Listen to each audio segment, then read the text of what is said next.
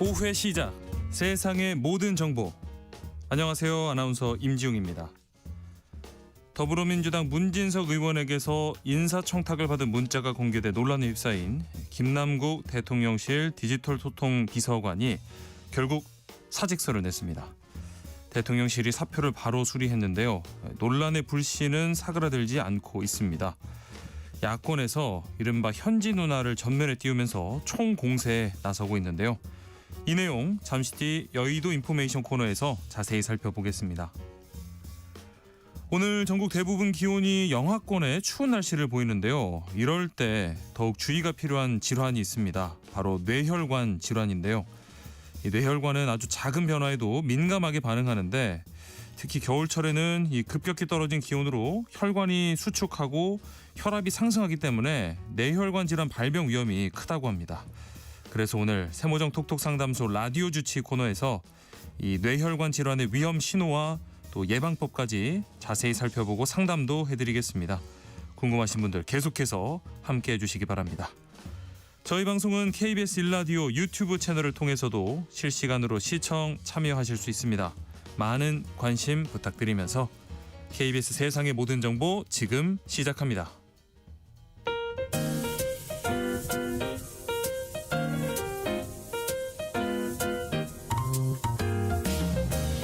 정신없이 바쁜 하루, 놓치면 안 될 경제 사회 분야 뉴스를 한 번에 정리해 드립니다.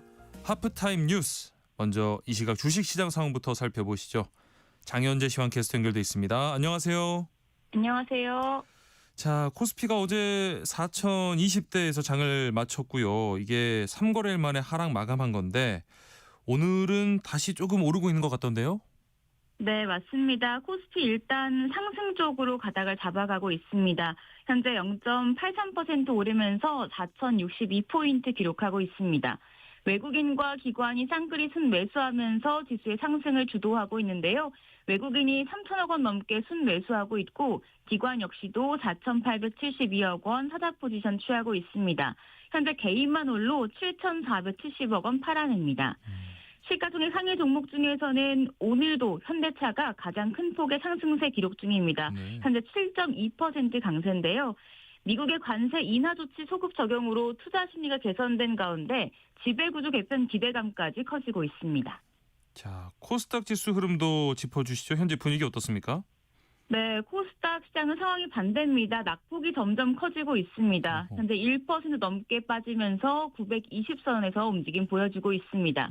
이쪽에서는 외국인과 기관이 모두 팔아냅니다. 외국인이 2,553억 원 매도 5위 기록하고 있고 기관 역시도 1,477억 원 순매도하고 있습니다. 개인만 홀로 4천억 원 가까운 사자 포지션 취하는 중입니다.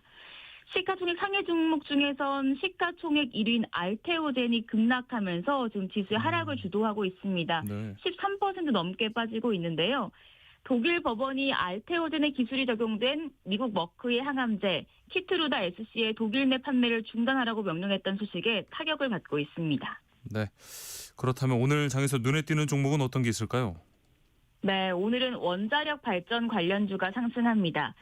엔비디아 젠슨왕 CEO가 AI 성장의 핵심은 전력이며 이를 안정적으로 공급하기 위한 가장 중요한 에너지원은 원자력이라고 강조를 하면서 간밤 뉴욕 증시에서 관련주가 강세를 보였었고요. 국내 증시에서도 이 흐름 이어집니다. 네. 현재 외환시장 움직임 어떨까요? 네, 오늘 환율이 1,474원으로 출발했는데요. 지금 달러 약세, 원화 강세 국면입니다. 환율 1,473원 50전 기록하고 있고요. 유로와 엔화도 약세입니다. 유로 환율이 1,716원, 엔원 환율이 950원을 기록하고 있습니다. 네, 지금까지 장현재 시황캐스터 함께했습니다. 고맙습니다. 감사합니다. 자, 그럼 하버타임 뉴스 임선우 뉴스캐스터와 이어가 보겠습니다. 안녕하십니까? 안녕하세요. 자, 먼저 어젯밤에 이 수도권에 내린 첫눈으로 시민들이 큰 불편을 겪었습니다. 저는 오늘 새벽 이제 출근하는데 굉장히 미끄럽더라고요. 지금은 좀 어떤가요? 네, 요란했던 첫눈이 그치고 밤사이 기온이 뚝 떨어지면서 출근길은 아이스링크장을 방불케했는데요. 네, 어제 퇴근길 그야말로 전쟁이었는데 출근길도 만만치 않았습니다. 네. 서울에 내려진 대설주의보는 2시간 만에 해제됐지만 아침 기온이 영하 7도까지 내려갈 정도로 추웠고 꽁꽁 얼어붙은 도로 때문에 곳곳에서 차량이 미끄러지거나 버스가 운행을 멈추고 교통이 통제되는 등 크고 작은 사고와 혼란이 많았는데요. 그나마 서울시가 지하철 운행을 늘리고 버스 출근길 집중 배차 시간도 연장하면서 한시름 놓을 수 있었습니다. 네. 첫눈부터 폭설이 쏟아지면서 낭만적인 첫눈을 기대했던 시민들은 당혹감을 감추지 못하는 모습인데요. 네. 어제 한때 내부순환로와 북부간선도로 등 서울 도심 고속도로 28개 구간과 시내도로 9곳의 교통이 통제되기도 했는데 현재는 모두 해제됐습니다. 예. 따라서 차량 통제 자체는 큰 문제가 없는 상황이지만 장소에 따라서는 아직 이 블랙아이스, 도로가 빙판 상태인 곳이 많으니까 되도록이면 서행하시고 또 웬만하면 대중교통 이용하시는 게 좋겠습니다. 네. 기대했던 첫눈은 아니지만 오늘 외출하실 때 두꺼운 외투 챙기는 거 잊지 마시고 미끄러지지 않게 조심하시고요. 또 주말부터는 추위가 풀린다고 하네요. 네. 안전한 주말, 안전한 하루 보내시길 바라고요.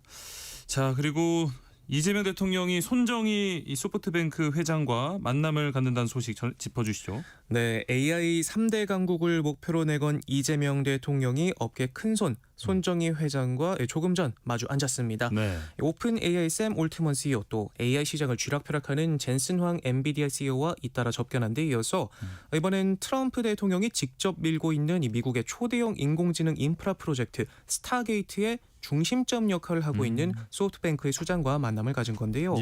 이 자리에서 AI와 반도체 분야 협력, 인프라 투자 등에 관해 논의한 것으로 전해집니다. AI와 반도체 그리고 초대형 데이터 센터로 이어지는 차세대 산업 동맹이 논의될 가능성에도 주목되고 있는데 특히 이 스타게이트 프로젝트는요. 그 규모만 5천억 달러 우리 돈 680조 원에 달하는 초대형 AI 인프라 사업입니다. 네. 소프트뱅크와 오픈 AI, 오라클이 키를 쥐고 주도하고 있는데 미국뿐만 아니라 전 세계를 무대로 삼을 만큼 몸집을 키우고 있고요.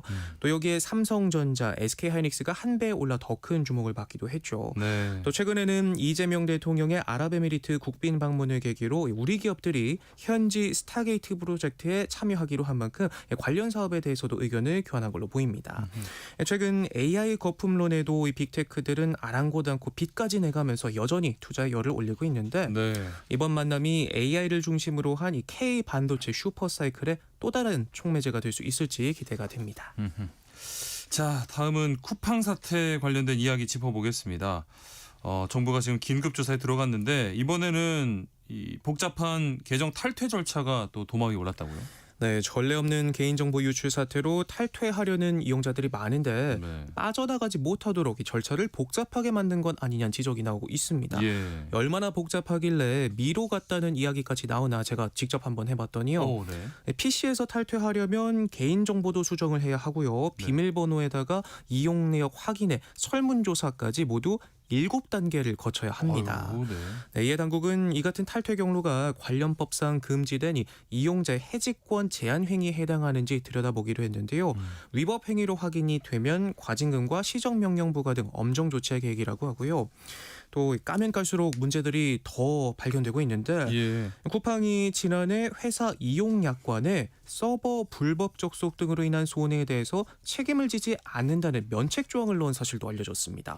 네. 이 해커가 뚫고 들어와 정보가 털려도 배상 책임이 없다는 뜻으로 해석될 소지가 있는 부분인데요. 네. 정보 유출의 늑장 대응 여기에 꼼수까지 갈수록 논란에 불을 지피고 있습니다. 또 이 정부가 쿠팡에 얼마나 과징금을 부과하느냐도 큰 관심인데 예. 개인정보보호법에 따라 최근 3년 평균 매출의 3%까지 가능한 만큼 최대 1조 원 가량의 과징금이 부과될 수도 있습니다. 네. 하지만 쿠팡은 이 정부가 주는 정보보호 인증을 보유하고 있어서 최대 절반까지 과징금을 감면받을 수 있는데 다만 이 감면은 정부 재량으로 결정할 수 있는 데다 또 이재명 대통령까지 직접 나서 징벌적 손해배상까지 언급하면서 고강도 제재를 예고하고 있습니다. 네. 자, 이어서 부동산 소식을 좀 짚어보면요. 이 서울 아파트값 상승세가 다시 둔화하고 있다고요? 네, 이번 주도 오르기는 했지만 네. 2주 연속 상승폭이 줄어들면서 어허. 시장의 관망 기류가 짙어지고 있습니다. 네. 한국부동산원에 따르면 이달 첫째 주 서울 아파트값은 0.17% 상승했는데 지난 10월 셋째 주 0.5%로 정점을 찍은 뒤 계속해서 오름폭을 줄이고 있고요.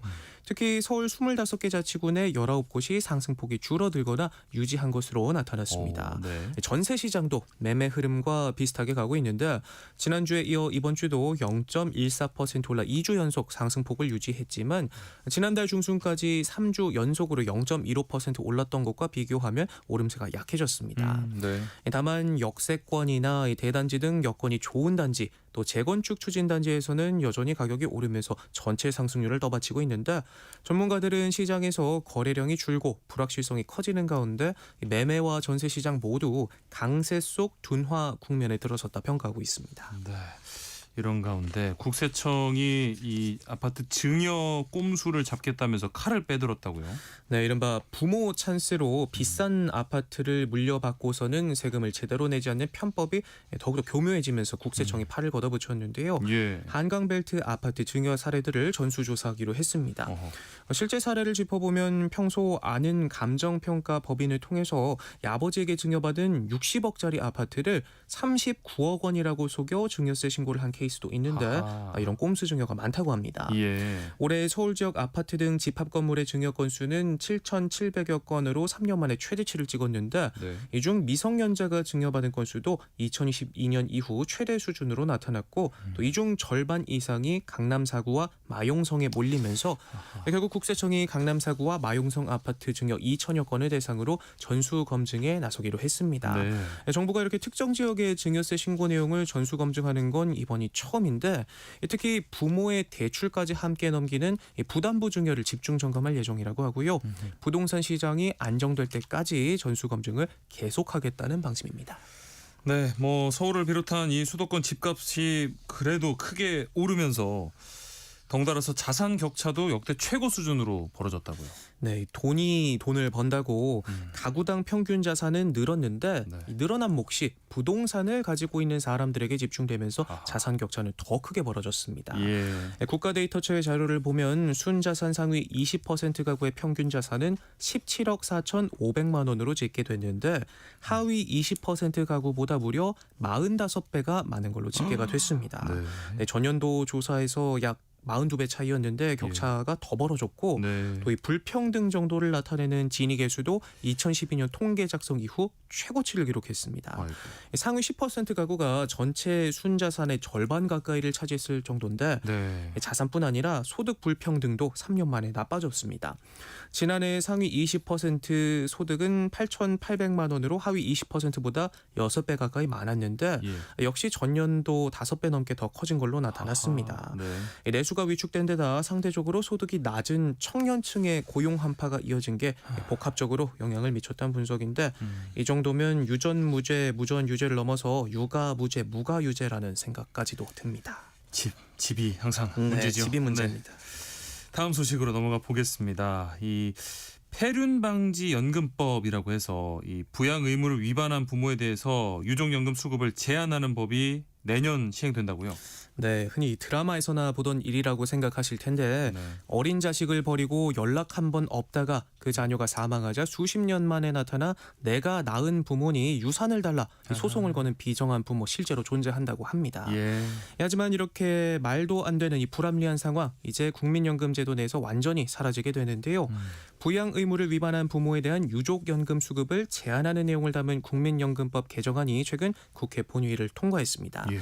개정된 법안의 핵심은 미성년 자녀에 대한 부양 의무를 다하지 않은 부모는 자녀가 사망했을 때 국민연금에서 지급되는 각종 유족급여를 받을 수 없다는 데 있습니다. 네. 그동안은 부모가 양육의 의무를 저버렸다 하더라도 이 천륜이라는 명목 하에 법률상 상속권이 유지되는 경우가 많았는데 네. 이 때문에 자녀가 남긴 보험금이나 연금 연금을 챙기는 사례가 발생해 국민들의 분노를 사기도 했습니다.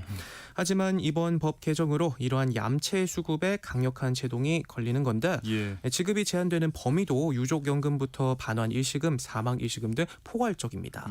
해당 제도는 내년 1월 1일부터 적용이 되는데요.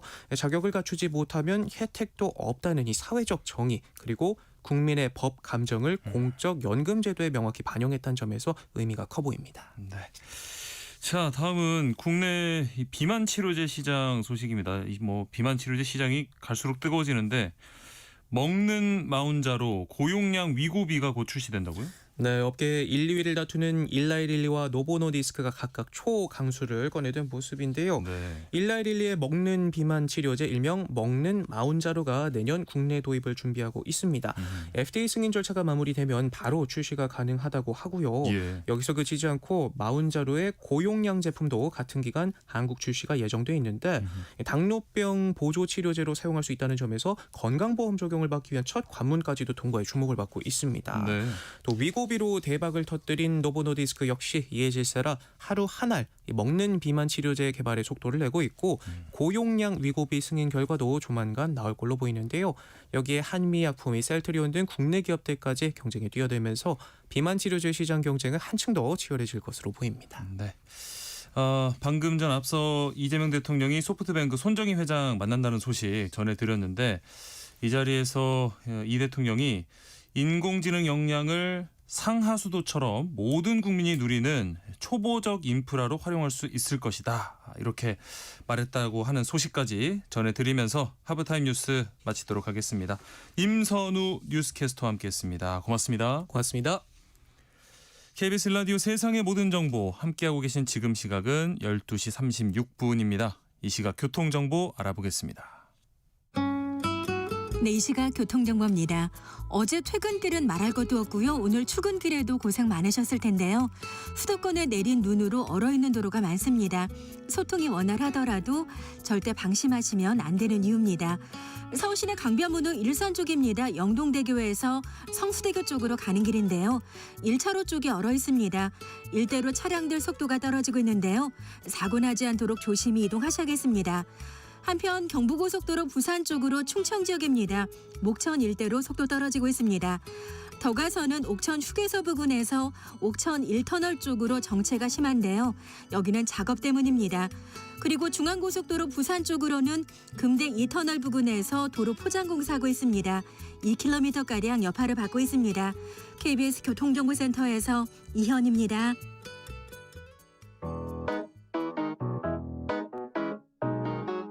세상의 모든 정보는 청취자분들의 관심과 참여를 기다립니다. 방송 들으시면서 궁금한 점이 있거나 의견 공유하고 싶은 분들 계시면 문자 보내주세요. 추첨을 통해 모바일 쿠폰 보내드리겠습니다. 참여하실 번호는 샵 9730이고요. 짧은 문자 50원, 긴 문자 100원의 이용료가 부과됩니다. 콩 게시판을 통해서는 무료로 참여하실 수 있고요. KBS 1라디오 유튜브 채널을 통해서도 실시간으로 시청 참여하실 수 있습니다. 청취자 여러분들을 여의도 정치로 안내해드리는 시간입니다. 여의도 인포메이션 시사저널 박성희 기자와 함께합니다. 안녕하십니까? 안녕하세요. 자, 지난 수요일 그제가 이 12.3 비상계엄 선포된 지 꼭 1년 되는 날이었습니다. 뭐 윤석열 전 대통령이나 국민의힘 장동혁 대표가 뭐 어떤 메시지를 내놓을지 관심이 많이 쏠렸는데 사과나 반성은 없었던 것 같습니다. 네, 과연 윤석열 전 대통령과 그 장동혁 국민의힘 대표가 비상계엄 1주기에 맞춰 사과 메시지 내놓을까? 네. 예, 이거 정치권 초미의 관심사였는데요. 네. 결론부터 말씀드리면 두 사람 모두 그 사과와 반성이 아닌 정부 여당을 향한 선전포고에 가까운 입장문을 내놨습니다. 네. 요약하면 민주당 탓에 계엄을 할 수밖에 없었다. 계엄의 정당성을 강조하는 데 힘을 실었는데요. 먼저 장동혁 대표는 이 계엄 1주기 취임 100일이었습니다. 그런데 별도 기자회견을 갖지는 않았어요. 네. 대신 오전 SNS에 계엄 관련 입장문을 올리는 것으로 대체했습니다. 예. 장 대표는 계엄에 이은 탄핵은 한국 정치의 그 연속된 비극이었다. 국민과 당원들께 실망과 혼란을 드렸다. 이렇게 밝혔습니다. 다만 12.3 비상계엄은 의회 폭거에 맞서기 위한 계엄이었다면서 계엄의 이 원인과 책임을 민주당에 돌렸는데요. 네. 그러면서 정권이 헌법의 이 레드라인을 넘으면 국민과 야당이 레드카드를 꺼내야 한다 이렇게 강조했습니다. 네. 구속 상태로 수감 중인 윤석열 전 대통령도 같은 날 오후에 변호인단을 통해서 입장문을 내놨는데요. 예. 사실상 계엄 당시와 같은 주장을 반복했습니다. 네. 윤 전 대통령은 민주당 주도로 이루어지고 있는 이 사법개혁과 검찰개혁을 언급하면서 헌정질서의 파괴가 눈앞에 나타나고 있다 이렇게 비판했습니다. 그러면서 이 장 대표와 똑같이 정권의 레드카드를 꺼내달라면서 지지자들을 향해서는 지금은 대한민국의 이 자유 법치를 위해서 다시 일어서야 할 때다. 나를 밟고 일어서 달라 이렇게 강조했습니다. 네. 뭐 사실상 여당에서 기대했던 야당 모습과는 좀 거리가 있어 보이는데 정청래 대표 역시 계엄 일주기를 맞아서 강한 대야 메시지를 내놨죠. 네, 사실 민주당에서는 이번 계엄 일주기를 앞두고 야당이 최소한의 책임 있는 메시지 정도는 내놓지 않겠냐. 예. 이런 기대가 조금은 있었습니다. 네. 비상계엄 일주기 전날에 제가 민주당 지도부 한 관계자와 통화를 했는데요. 장동혁 대표가 그래도 유감 표현 정도는 하지 않겠어? 이렇게 말했었거든요. 예. 그런데 정작 야당이 이 일주기 메시지가 굉장히 공세적으로 나오다 보니까 민주당 내부에서는 이거 적반하장이다 이런 격한 반응이 나오고 있습니다. 예. 정청래 대표는 장동혁 대표의 메시지를 망언이라고 규정했어요. 계엄이 의회 포커 탓이었다는 이 장동혁 대표를 향해서 그럼 그날 그 국회로 뛰어와 계엄을 막으려던 국민도 의회 폭거에 동조한 거냐 이렇게 되물었는데요. 네. 그러면서 히틀러를 추종하는 이 독일 나치 전범을 계엄 옹호 세력에 비유했습니다. 정 대표는 독일은 나치 전범 부역자를 끝까지 추적해서 처벌했다. 이 나치 전범을 처벌하듯이 내란 사범을 끝까지 추적해서 처벌해야 한다. 이렇게 강조했습니다. 네. 또 공교롭게도 그 계엄 일주기 새벽에 그 내란 혐의를 받는 추경호 국민의힘 의원의 구속영장이 기각이 됐는데요. 이 부분도 민주당은 문제 삼고 있습니다. 사법부가 헌법을 파괴한 이 내란 세력을 되레 비호하고 있다는 주장인데요. 네. 정청래 대표는 추경호 의원의 영장 기각을 두고 내란 청산을 방해하는 사법 쿠데타다.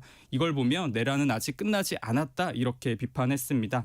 정 대표는 또 내란과의 이 전쟁을 끝내겠다면서 내란 전담 재판부를 설치하고 여기에 대해 2차 종합특검까지 추진하겠다고 밝혔습니다. 네.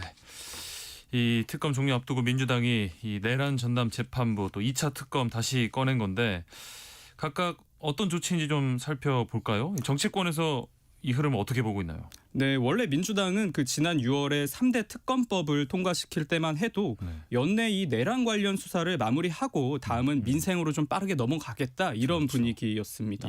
그런데 이 기대했던 것보다 이 특검의 수사 속도도 그리고 사법부의 이 재판 속도도 좀 모두 더디다 이런 게 지금 민주당의 판단입니다. 네. 여기에 이 특검이 청구한 구속영장도 줄줄이 기각되면서 여권 내 기류가 좀 바뀌었는데요. 네. 일단 2차 특검의 경우 아직 구체적인 뭐 실행 방안이 나온 것은 아닙니다. 기존 이 3대 특검에서 다루지 못한 사안까지 한 번에 모아서 이 종합 수사하겠다. 이 정도 구상만 나온 상태인데요. 정치권 한편에서는 이 당원들의 요구를 의식한 이 민주당 지도부의 결정이다. 뭐 이런 분석도 나옵니다. 실제 최근에 이 민주당 커뮤니티 등을 좀 보면 내란의 뿌리를 좀 뽑을 때까지는 특검을 해야 하는 거 아니냐.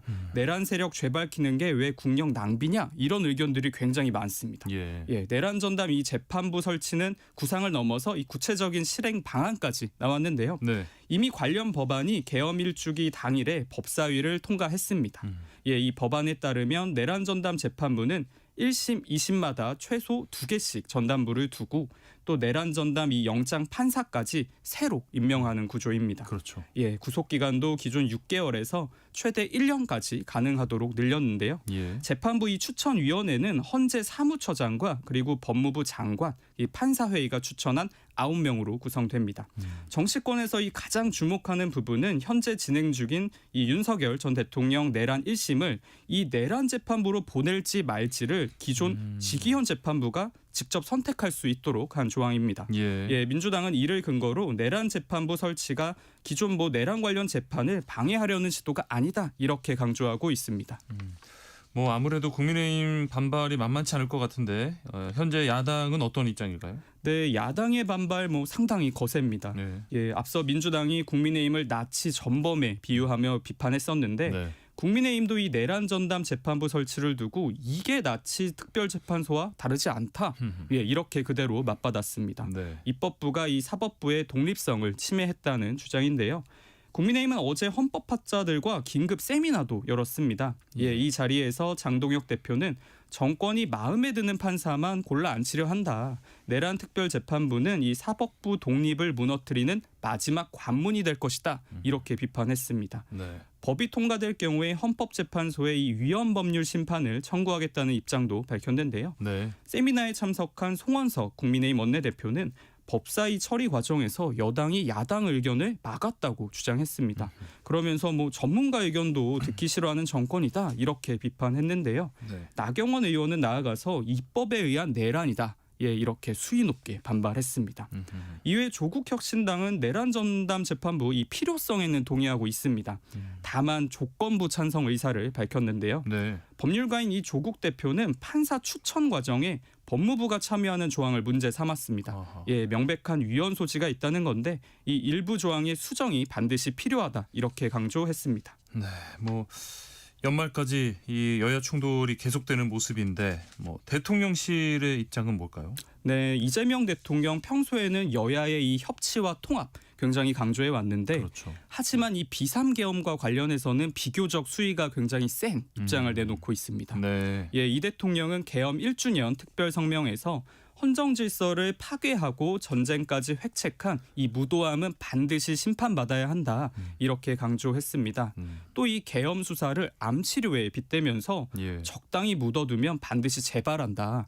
예, 그러면서 여당이 추진하는 이 내란 전담 재판부 그리고 2차 특검에 힘을 싣기도 했는데요. 네. 대통령은 지난 화요일 국무회의에서도 이 군사 쿠데타는 나치 전범처럼 살아있는 한 영원히 처벌해야 한다 이렇게 말했습니다. 예. 예, 국민의힘과 윤 전 대통령의 이 반성문이 나오지 않으면서 이 대통령의 계엄 메시지도 더 강해지는 모습입니다. 네. 자, 다음은 민주당 소식 살펴보겠습니다. 예, 민주당 문진석 의원이 인사청탁 논란에 휘말렸는데 먼저 이번 논란이 어떻게 불거진 건지 먼저 짚어주시죠.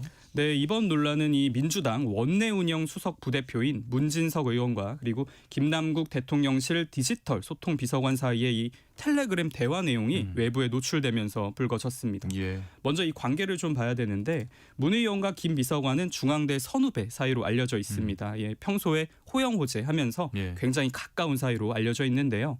문제는 이 두 사람이 사적인 연락을 넘어서 인사와 관련된 연락을 주고받았다는 점입니다. 네. 예, 지난 2일 화요일에 국회 본회의장에서 김 비서관이 문 의원과 이 메시지를 주고받는 장면이 언론 카메라에 잡혔는데 그 메시지 내용이 인사청탁 아니냐 이런 의혹이 제기된 겁니다. 예, 이 메시지 내용을 보면 문 의원은 이 김 비서관에게 한국자동차산업협회 이 회장직에 자신과 이 대학 동문을 추천해 달라면서 야, 우리 중앙대 후배다. 대통령 도지사 출마 때 대변인도 했다. 이 개인적 인연과 경력을 언급했습니다. 예, 그러면서 아우가 좀 추천 좀 해줘. 내가 추천하면 강훈식 실장이 반대할 거야. 이런 표현도 들어있는데요. 네. 이 문제가 된 게 김남국 비서관의 이 답변입니다. 네 형님, 제가 훈식이 형이랑 현지 누나한테 추천할게요. 이렇게 답을 한 건데 예. 여기서 말한 이 훈식이 형은 강훈식 대통령 비서실장 그리고 현지 누나는 김현지 제1부속실장을 의미하는 것으로 해석이 되고 있습니다. 네. 예, 김 비서관이 최근 이 조직 개편 과정에서 강훈식 실장 직속으로 이동했었거든요. 네. 예, 민간 단체인 이 자동차 산업협회 회장 인선에 대통령실이 인맥이 개입하는 거 아니냐 이런 의혹이 번지고 있는 상황입니다. 그러니까요. 이 문자만 보면 뭐 아우가 추천해줘, 네 형님 이렇게 좀 인사청탁 의심이 충분히 드는데 당사자들은 어떤 해명을 내놓고 있습니까? 네, 논란이 커지니까 당사자들은 잇따라 입장을 내놓았습니다. 네. 먼저 이 문진석 의원은 입이 10개라도 할 말이 없다면서 잘못을 인정했는데요. 네. SNS에 이 부적절한 처신이었다, 송구하다, 앞으로 언행에 더욱 조심하겠다며 공식 사과를 내놨습니다. 네. 예, 김남국 비서관은 공식 입장은 내놓지는 않았습니다. 다만 여권 내부 관계자들한테 좀 물었는데 논란이 불거진 후에 굉장히 큰 심적인 이 부담을 호소한 것으로 전해집니다. 예. 그리고 어제 오늘 한 언론사와 인터뷰가 공개가 됐는데 예, 예, 김 비서관이 대통령실에서 인사 추천을 한 적이 나는 단 한 번도 없다. 예, 문자랑 별개로 추천을 한 적은 실제로 없다.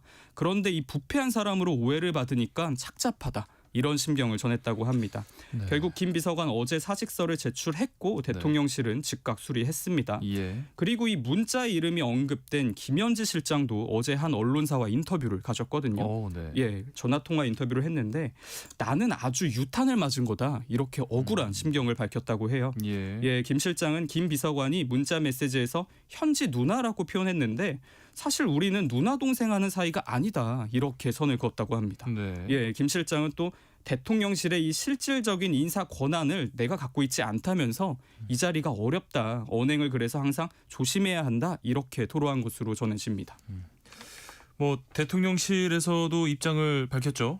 네, 대통령실도 이번 사안을 뭐 단순한 해프닝만으로 보고 있지는 않습니다. 네. 예, 이 김 비서관의 사의 수용과는 별개로 김 비서관이 부정확한 정보를 부적절하게 전달했다. 이렇게 엄중 경고를 했다고 밝혔는데요. 예. 어제 강유정 대변인이 논란이 불거진 직후에 대통령실의 분위기와 이 조금 더 구체적인 설명을 내놨습니다. 네. 예, 강 대변인은 어제 한 유튜브 방송에 출연했는데 강훈식 비서실장이 김 비서관에게 눈물 쏙 빠지게 경고한 것으로 알고 있다. 예, 이렇게 전했습니다. 네. 뭐 그럴 수 있지, 덮고 가자 이런 분위기는 아니었다는 설명인데요. 네. 또 김 비서관이 평소 사람들을 뭐 형이나 누나라고 부르는 친근한 스타일이었다. 그런데 그건 좀 주책이다. 예, 이번 일은 이 주책을 넘어서 실제 문제가 됐기 때문에 경고를 받은 거다. 이렇게 설명했습니다. 네. 자, 이제 국민의힘에서는 문자에 등장한 김현지 부속실장을 집중 비판하고 있죠. 뭐 고발 이야기도 나오던데요. 네, 우선 국민의힘은 문진석 의원 그리고 김남국 비서관을 부정청탁 금지법 이 위반 협의로 고발하겠다고 밝혔습니다. 네. 예, 이어 뭐 청문회 그리고 국정조사, 특검까지 총동원해서 인사농단의 전모를 밝히겠다 이런 입장인데요. 네. 대통령실 비서관이 민간 협회장직 인사에 이 관여하려 한 것 자체가 굉장히 부적절하다 이런 입장입니다. 네. 특히 국민의힘은 이번 사안을 권력형 인사농단이다 이렇게 규정하고 있습니다. 국민의힘은 이른바 이 만사 현통 즉 모든 대통령실 인사는 김현지 실장을 통한다 이런 의혹을 제기하면서 네. 뭐 지난 국감에서도 김 실장의 출석을 집중적으로 요구한 바 있는데요. 네. 국민의힘은 이번 문자를 근거로 이 김 실장의 이 실세설 실체가 드러났다고 보고 있습니다. 네. 예, 최은석 국민의힘 원내수석 대변인은 민간단체 이 회장직이 문자 한 통으로 오가는 이 구조 자체가 문제다. 예, 그런데 그 중심에 김현지가 있다. 김남국 사퇴는 전형적인 이 꼬리 자르기다. 이렇게 지적했습니다. 네. 예, 이 밖에 김재섭, 주진우 국민의힘 의원 등도 왜 사과는 문진석이 하고 사퇴는 김남국이 하냐. 김남국은 대신 이 매를 맞는 태동 역할을 하는 거 아니냐. 이렇게 강조하면서 김현지 실장의 책임론을 제시했습니다. 네. 개혁신당은 이 문자가 단순 청탁을 넘어서 정권의 학연, 지연, 인사 카르텔을 보여준다 이렇게 주장하고 있습니다. 예, 공교롭게도 이재명 대통령의 이 출신 대학교도 중앙대거든요. 아, 그렇죠. 예, 그렇죠. 그렇다 보니까 문 의원이 이 힘 있는 대통령의 이 중앙대 라인을 이용해서 인사 청탁을 시도했다는 겁니다. 네. 예, 이준석 대표 어제 최고위원회의에서 감시받지 않는 권력이 존재해서는 안 된다. 대통령실이 빠르게 특별 감찰관을 임명해야 한다. 이렇게 주장했습니다.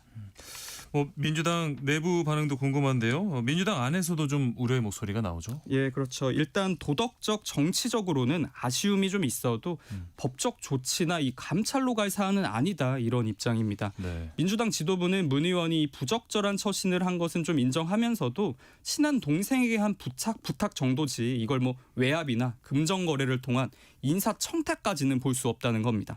예, 어제 박수현 민주당 대변인이 라디오에서 범죄 행위와 연관된 사안은 이 문자 논란과는 좀 거리가 있다. 당 차원의 이 감찰 여부에 대해서도 뭐 감찰은 이춘석 의원의 이 차명 주식 사건이나 아니면 논란이 됐던 그 장경태 의원의 성추행 의혹처럼 범죄 혐의가 좀 전제되는 경우에 하는 거다. 네. 이번 건은 그와 결이 완전히 다르다. 이렇게 주장했는데요.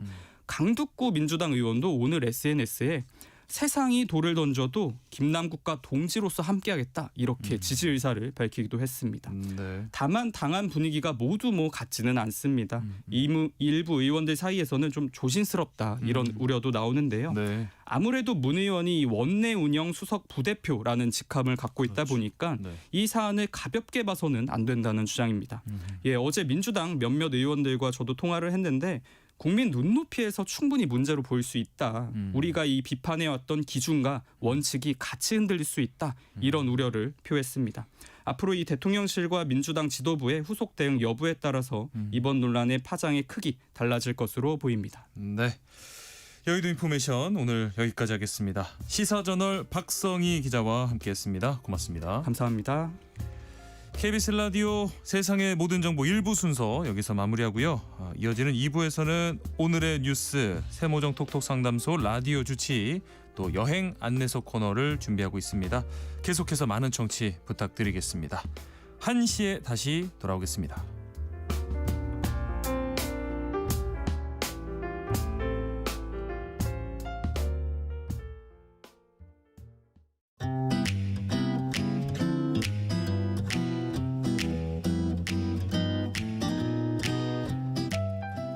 안녕하세요. 바른말 고운말입니다.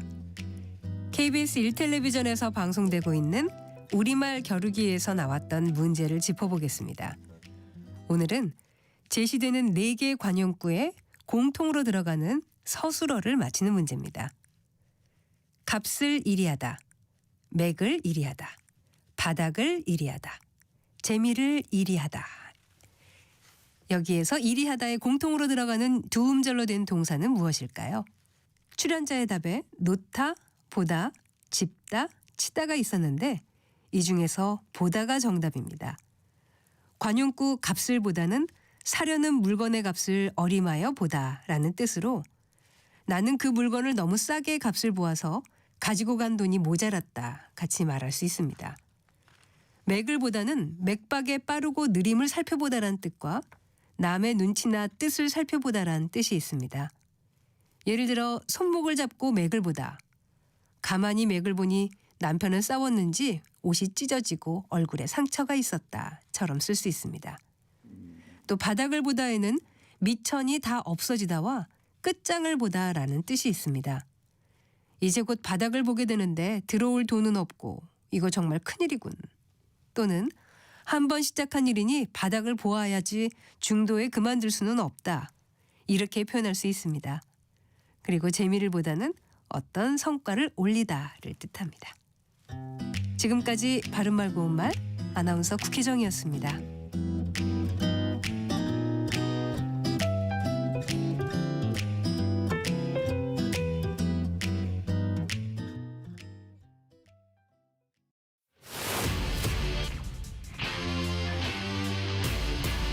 토론에 정답은 없습니다. 토론이 세상을 바꿀 수도 없습니다. 하지만 질문은 새로운 세상을 만들 수 있습니다. 질문으로 올바른 세상을 만드는 첫걸음. 평일 저녁 7시 20분 KBS 열린 토론.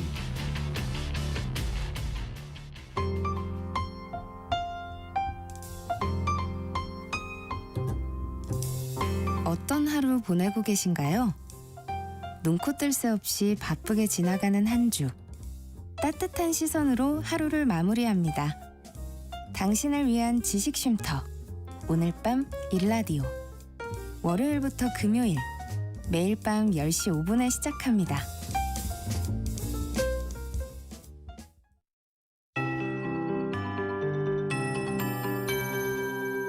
KBS 58분 날씨. 밤새 많은 눈이 지나면서 교통이 불편했고 또 보행자 안전에도 오늘 여전히 신경을 쓰셔야 되겠습니다. 어제 내린 비나 눈으로 인해서 빙판길과 도로 살얼음, 결빙이 곳곳에 아직 소식도 나타나고 있습니다. 한파특보도 그리고 대설 관련 특보도 모두 해제가 됐지만 아직 추위가 남아있는 금요일입니다. 현재 서울 기온은 0.4도로 이제 겨우 영상권으로 올라섰지만 바람이 불어서 체감온도는 영하 1.8도에 그치고 있습니다.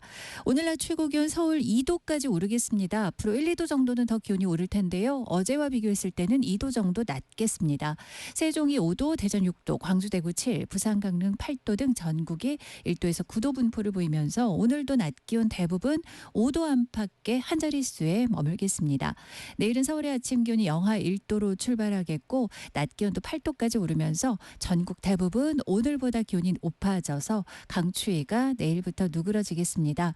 현재 강원 동해안은 건조주의보가 발효 중인데요. 주말인 내일 중부지방이 흐린 가운데 내일 오후부터 밤사이 수도권, 충남 북부 서해안, 강원 내륙 산지에 1mm 안팎의 적은 양의 비 예보가 있고 그 전인 내일 오전에 이들 지역은 빗방울이 떨어지거나 눈이 조금 날리겠습니다.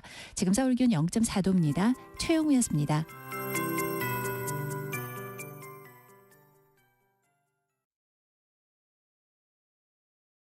정성을 다하는 국민의 방송 KBS가 한시를 알려드립니다. AM 711kHz, FM 97.3MHz, KBS 1라디오입니다. HLKA.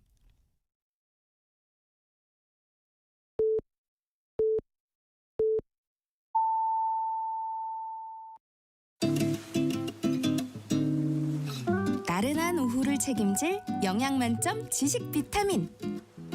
세상의 모든 정보.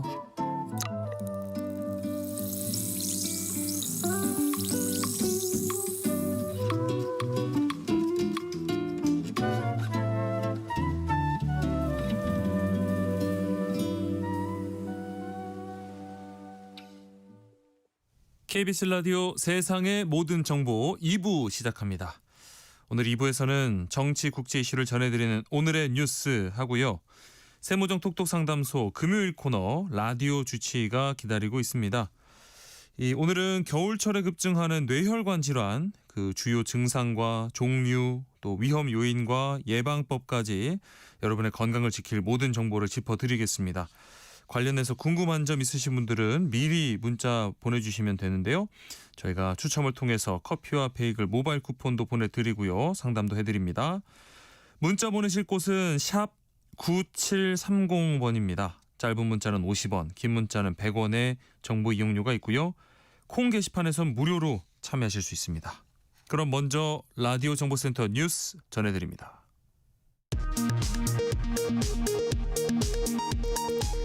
어제 저녁 수도권에 내린 눈이 얼어붙으면서 퇴근길 시민들이 새벽까지 도로에 고립되는 등 큰 고통을 겪었습니다. 오늘 출근길도 도로 결빙으로 곳곳이 마비되고 교통사고와 도로 통제가 잇따랐습니다. 서울 경기 지역에서만 눈 관련 신고가 5천여 건 접수됐습니다. 정부가 헌법 존중 태스크포스 활동과 관련해 내란 은폐를 막겠다며 12.3 불법 비상계엄 관련 행위에 가담한 공직자라도 먼저 스스로 신고한다면 징계를 면책하거나 감면하기로 했습니다.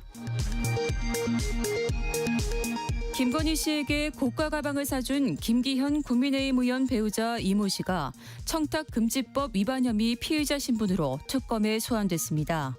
통일교 청탁 의혹의 핵심 인물 윤영호 전 세계본부장의 결심 공판도 오늘 이뤄집니다. 오늘 전국 법원장 회의가 예정된 가운데 더불어민주당은 사법 카르텔을 해체하겠다며 사법개혁 완수 의지를 분명히 했습니다. 국민의힘은 민주당의 사법개혁 등 폭주를 총력 저지하겠다고 예고했습니다. 김명희 동덕여대 총장이 교비 횡령 혐의로 검찰에 불구속 송치됐습니다.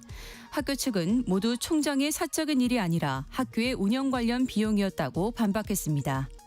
지금까지 라디오 정보센터 뉴스 정원나였습니다.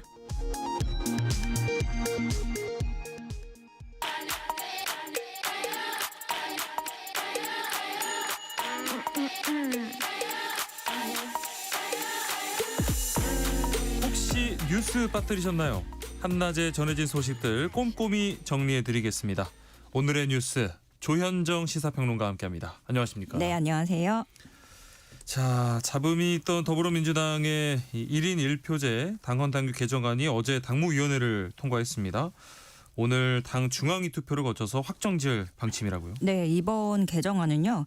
그러니까 당대표랑 최고위원 선출할 때 대의원과 권리당원 투표 반영 비율을 조정한다. 그게 1대1이다 이건데 그러니까 원래는 20대 1까지 해서 그 미만으로 규정을 해놨는데 삭제하고 동등하게 1대1로 가져간다. 이게 골자입니다.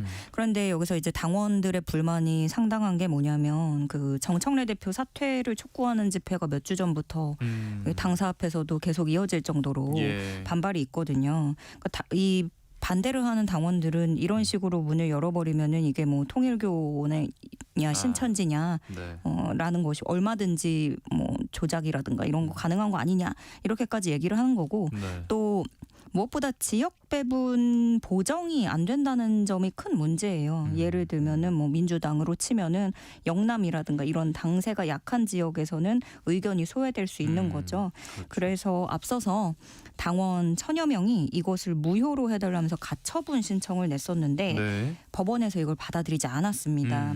재판부는 개정안이 당원에 따른 당원 개정 절차 규정 자체를 위반한 것으로 보이지 않는다.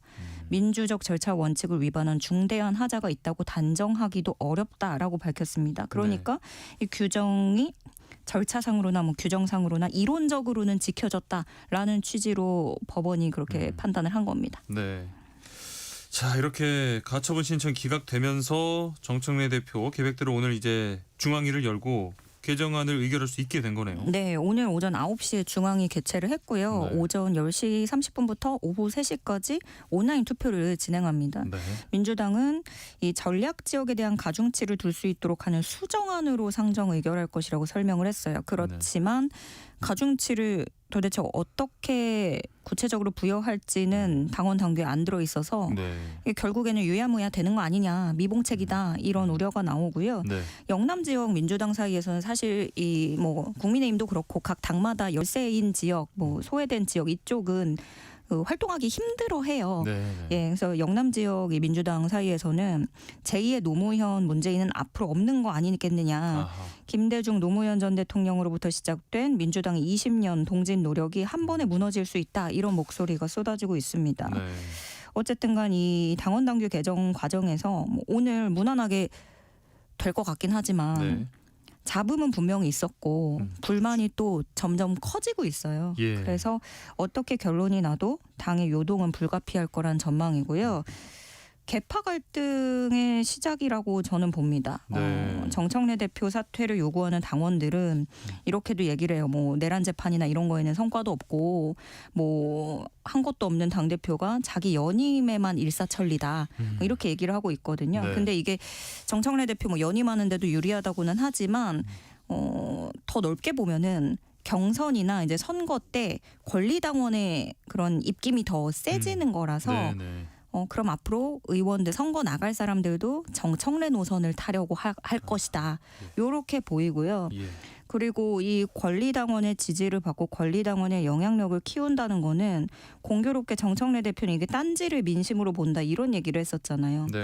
그렇게 뭐 권당만 보고 호남만 보고 딴지만 보면 장기적으로 이게 집권 여당을 어떻게 운영할지 의구심도 나올 수밖에 없는 거고요.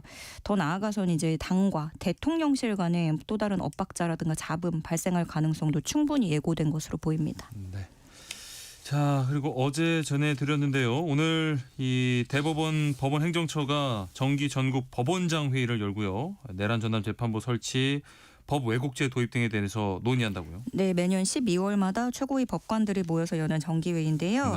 지금 사법개혁 앞두고 있잖아요. 그래서 이 내란 전담 재판부 설치와 법 왜곡죄 도입을 두고 이 법안들이 법관 사회에 미치는 영향이 중대하고 사법권 독립 등 헌법 기본 원리 또 국민의 기본권 보장 관점에서 법관들의 의견을 들어보고 모아보겠다라는 입장이에요. 뭐 전국 법원장, 사법연수원장 등이 모이는 거고 법원 차원에서 어떤 공식 의견이 나오게 될지도 주목됩니다. 자, 그리고 한덕수 전 총리 내란 사건 재판에 이 윤석열 전 대통령 증인으로 출석했었는데 허위 증언을 한 혐의로 추가 기소됐어요. 네, 지난달 19일에 윤석열 전 대통령이 한덕수 전 총리의 내란방조 등 혐의 재판 증인으로 나왔었죠. 그렇죠.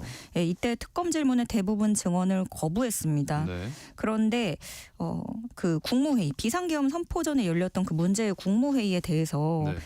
윤 전 대통령은 본인이 직접 판단해서 국무회의를 연 거라는 식으로 증언을 했어요. 네. 그러니까 그러면서 특검팀한테도 막 되물으면서 뭐 국무회의 원래 없이 하려다가 총리가 건의를 해서 국무회의를 하기로 했겠느냐, 그건 난센스다, 뭐 이렇게 따져 묻기도 했습니다. 예. 그러니까 국무회의를 열어서 어떤 절차적 요건을 지키려고 했던 거는 본인의 뜻이었다라는 건데 네.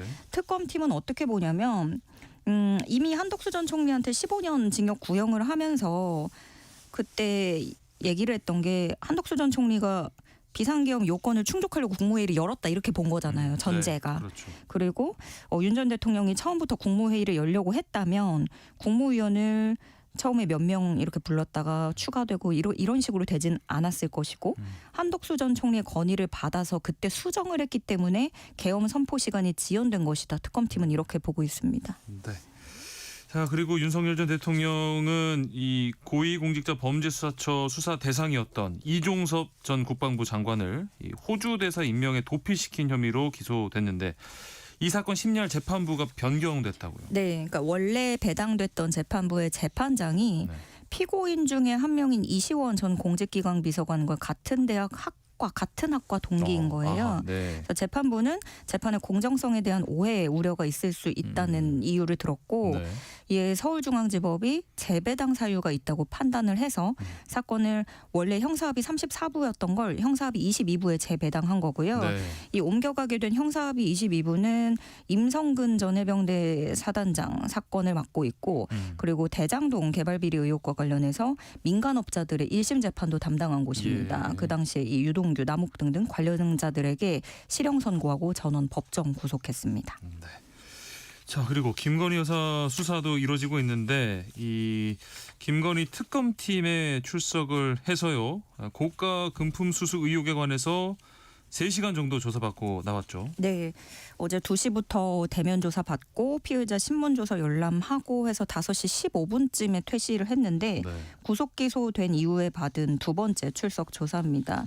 직전 조사일이 9월 달이었어요. 그래서 한 70일 만에 이렇게 한 거고 네. 특검팀이 이날 목걸이와 브로치 제시하면서 사실관계를 확인하려고 했는데 김건희 여사가 진술 거부권을 행사했습니다. 네.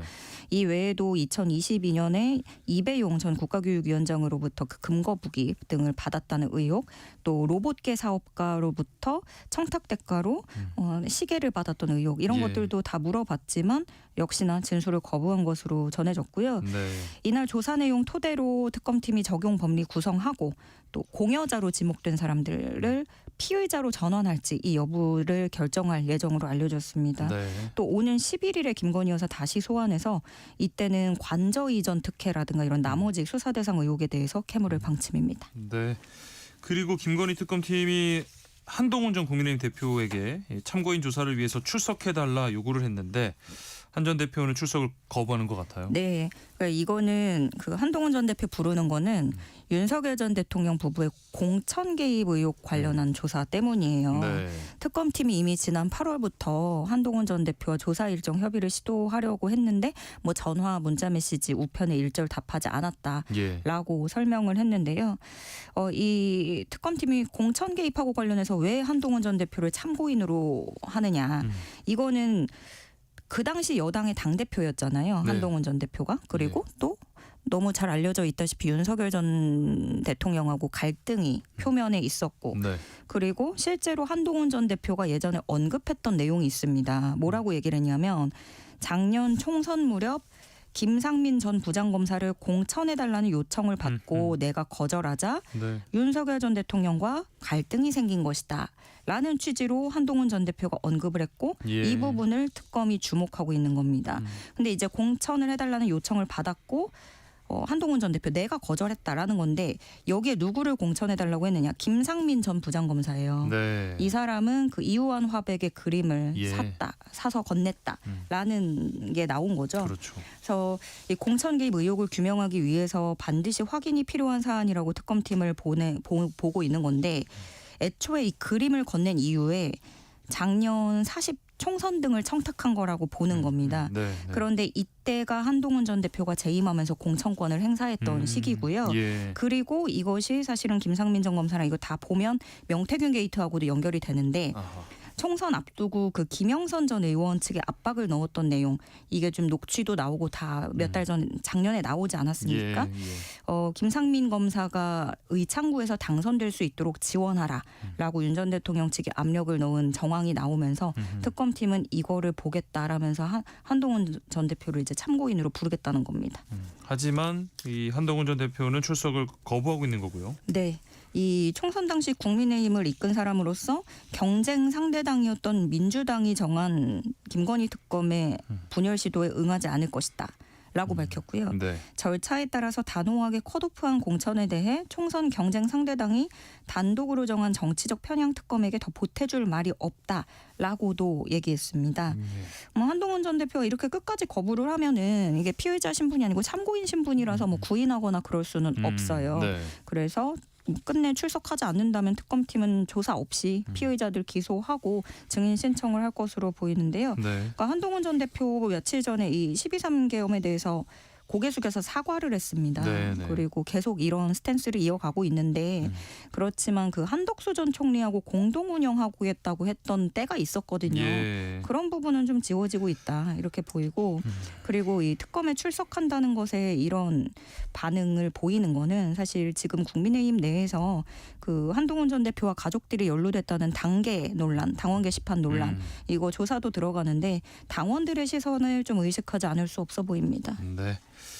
자, 그리고 최근 이 국민의힘 김예지 의원을 향한 비하 발언을 해서 고발까지 당한 유튜버가 국민의힘에 입당한 사실을 뒤늦게 알렸는데 당내에서 이게 적절한 것인지에 대한 의문이 좀 나오네요. 예, 그러니까 앞서 그 박민영 국민의힘 미디어 대변인하고 이 유튜버가 방송을 네네. 진행을 하다가 김예지 의원을 저격하고 그때 여성 비하 발언이랑 장애인 비하 발언이 나온 건데 그렇죠.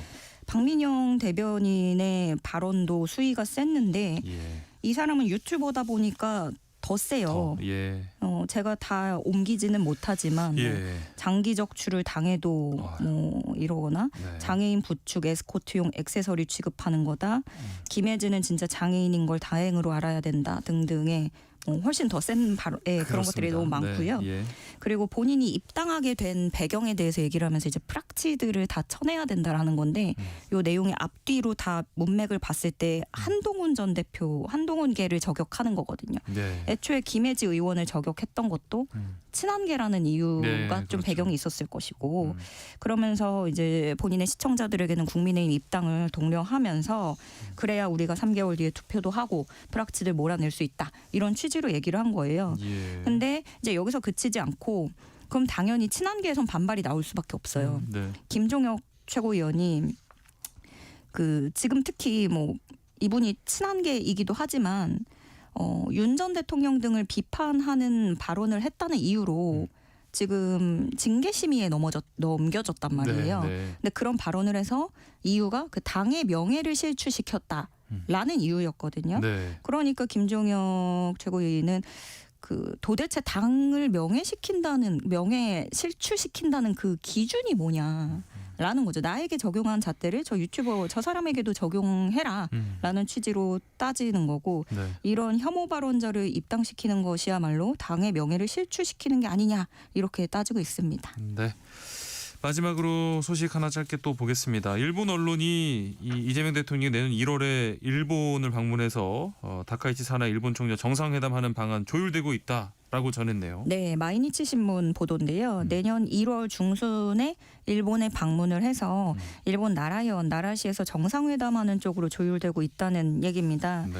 그래서 이번 방문이 실현이 되면 지난 8월 이후에 이재명 대통령이 두 번째 일본 방문이 되겠다라고 마이니치 신문은 전망을 했는데요. 네. 그 지난번에 에이펙 때 경주에서 한일 정상회담하면서 다카이치 총리하고 만났잖아요. 그렇죠.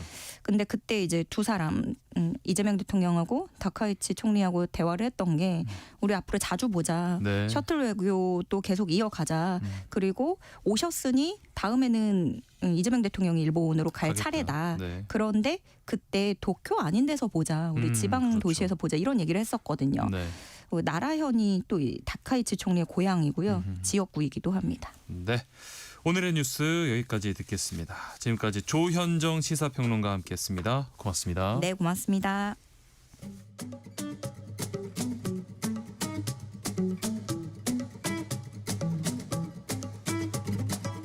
지금 바로 세모정에 물어보세요. 당신의 모든 궁금증을 풀어드리는 세모정 톡톡 상담소.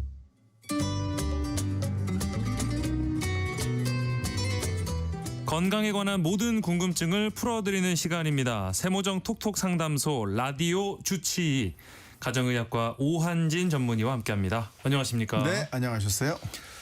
요즘 이 기온이 급격히 좀 떨어지면서 본격적인 맹추위가 시작이 됐습니다. 이렇게 추위가 올 때 함께 찾아오는 불청객이 있는데 바로 뇌혈관 질환이죠.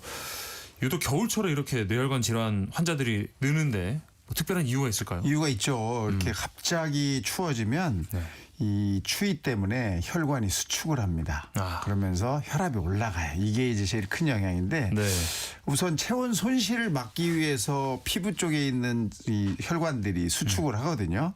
그러면 혈관이 좁아지니까 혈액이 흐르는 이 저항이 커져서 압력이 혈압이 올라가게 돼요. 이렇게 올라가게 되면 이제 혈압이 올라갔으니까 약한 부분이 터지거나 또는 막힐 수가 있거든요. 특히 따뜻한 실내에 있다가 갑자기 차가운 외부로 나가면 이 혈압 변동폭, 즉 혈압이 올라가는 게 굉장히 많아져요. 그래서 아침에 신문 주우러 나가셨다가 쓰러지시는 분이 생각보다 많습니다. 이제 추워지면서 혈액의 점도가 또 높아져서 피떡이 생기기가 쉬워져요. 이게 피떡은 이제 막는 거잖아요. 막히면 이제 뇌 경색이 오고 만약에 터지면 뇌 출혈이 오죠.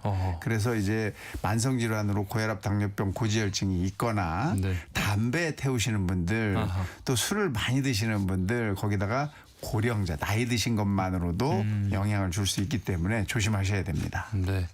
그러면 갑자기 이 혈관이 터지는 뇌출혈은 어떤 증상이 주로 나타날까요? 네, 이 뇌출혈이라는 것은 이제 뇌 안에 이 혈액이 나온 거잖아요.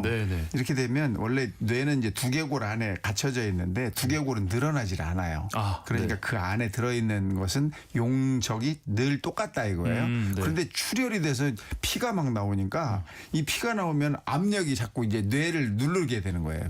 출혈이 되면서 그러니까 이 압력이 높아지니까 가장 먼저 오는 것은 뇌가 눌리면 구토가 납니다. 그래서 구토, 구역질 이런 게 이제 나기 시작하고 그다음에 이 출혈이 딱 될 때 망치로 머리를 맞은 것 같은 그냥 막 그것도 살살 이렇게 두드리는 게 아니라 있는 힘을 다해서 세게 때린 것 같은 평생 처음 느껴보는 두통 벼락 맞은 것 같다 뭐 이렇게 표현을 할 정도의 극심한 두통이 이제 크게 나타나는 증상이고요. 그 다음에는 이제 신경학적으로 이제 뇌의 신경이 문제가 되면서 나타나는 증상이죠.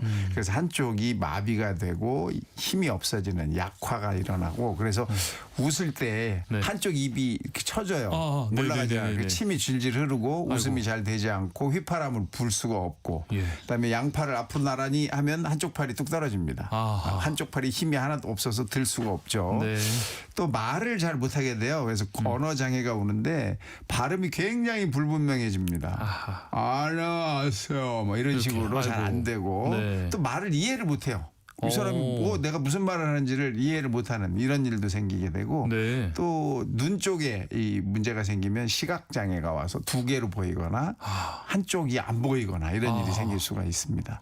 또 이제 마지막에는 의식의 저하가 오죠. 그래서 중요 부위에 출혈이 오면 이제 수초 또는 수분 이내 의식을 잃거나 혼수 상태에 빠질 수 있습니다. 뭔가 뇌출혈 같은 경우는 이 증상들이 좀 확연히 탁 이렇게 눈에 띄는 그런 증상들인 것 같은데 그러면 막히는 뇌경색은 주요 증상이 뭔가요? 네, 이 뇌경색은 혈관이 막힌 거잖아요. 그래서 막혀서 뇌의 한쪽 부분으로 가는 영양소와 산소 공급이 안 되기 때문에 그쪽에 있는 뇌가 녹아요. 괴사가 됩니다.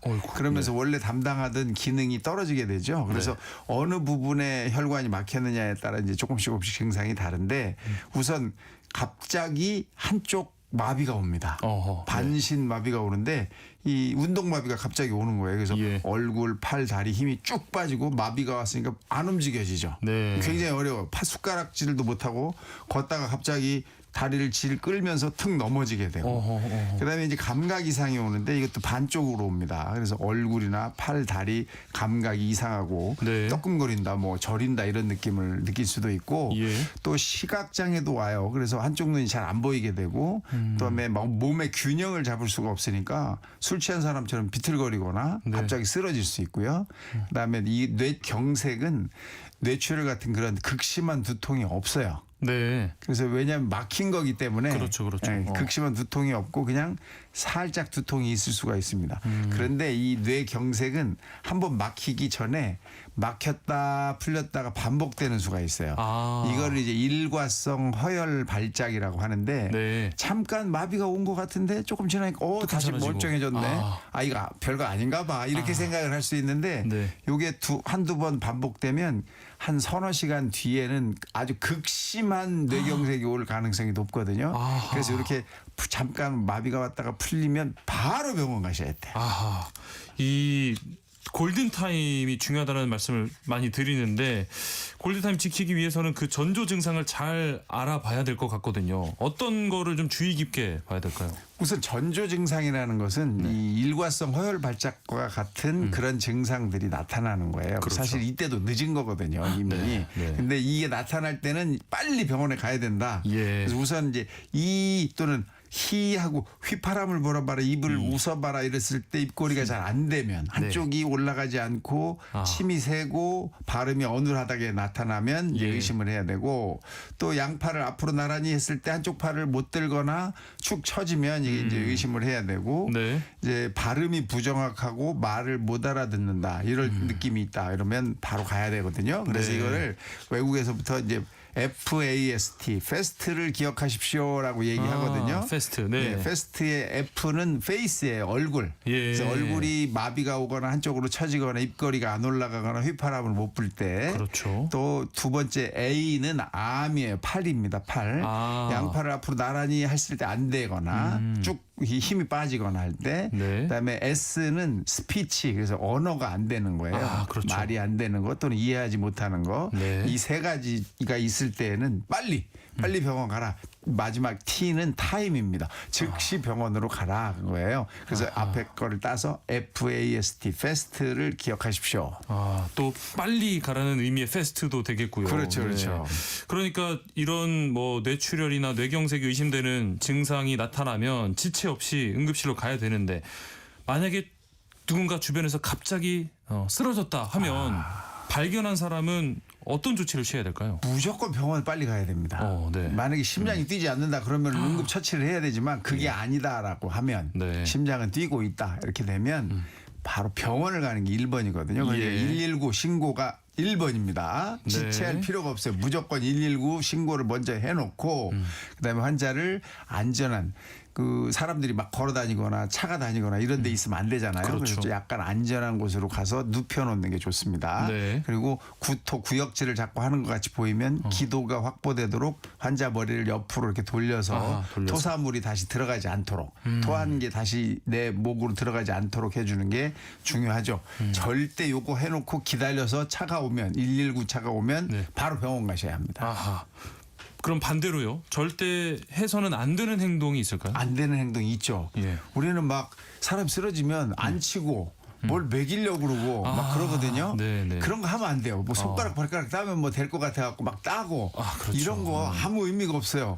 그 사람 정신 못 차립니다. 이 뇌 속에 문제가 생겼을 때에는. 그다음에 막 동치미, 물 막 사이다 이런 거 막 먹이려고 하시는데 이거 먹다가 기도가 막히면 이거 큰일 나요. 그것 때문에 더 문제가 될 수 있어요. 그래서 이런 행동들을 하지 말고 가만히 놔두시고 토사물만 목으로 다시 들어가지 않도록만 그것만 주의해 주시고 119를 기다리시면 기다리시는 게 제일 잘하는 겁니다. 네, 빠른 신고 그리고 병원으로 가는 게 가장 중요하다 다시 말씀을 드리고요. 병원에 도착하면 그럼 어떤 치료부터 받게 되나요? 네, 병원에 도착하면 이제 병원에서 해주시니까 별로 이제 신경 쓰실 건 없는데 첫 번째 허혈성 뇌경색이라고 해서 혈관이 막혔을 때는 네. 혈관을 뚫는 게 핵심이에요. 빨리 네. 뚫어줘야 그쪽으로 영양소하고 산소가 가기 때문에 네. 그래서 우선 정맥 주사로 그 혈전이라고 하죠. 피떡을 녹이는 이 주사약을 이렇게 놓을 수가 있습니다. 그래서 예. 그걸로 이제 혈전이 녹아지면 바로 혈류가 피가 가기 때문에 그쪽이 금방 해결이 되는 거죠. 네. 그다음에 그게 만약에 안 됐는데 큰 혈관이 막혔다.